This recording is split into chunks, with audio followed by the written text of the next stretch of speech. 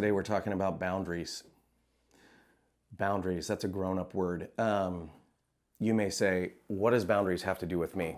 And then you thought, oh, maybe it has to do with, not going too far in my relationship with my girlfriend and the answer is yes. And there's a ton more to boundaries than that. I'm going to start with a verse. Jesus lived from the inside out. He said, I freely lay down my life, and so I am free to take it up again.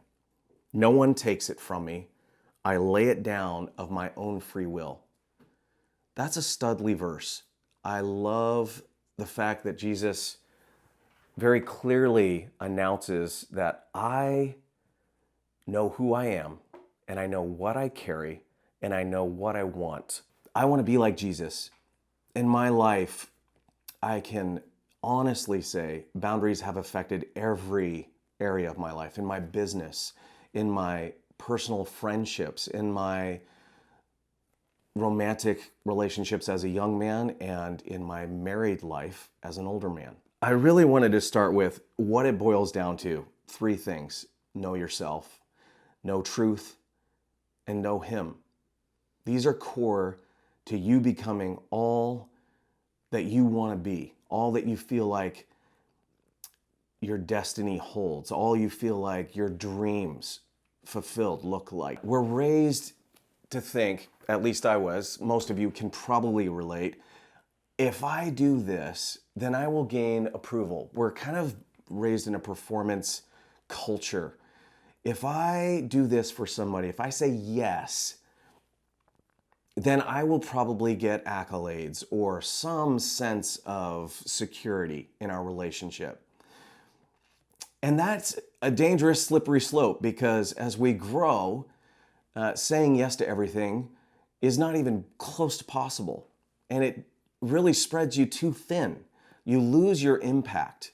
You lose a sense of who you are. And if you lose that, then you don't really have anything to offer, honestly. It's really about knowing truth. And to know truth, you really have to know the author of truth, and that's Him. I can't tell you how important spending that 5 minutes, 30 minutes, an hour, whatever it is, whatever you can do, and setting that aside and saying, I need to know how you see me, God. I need to know how you see me, Father. What is this son?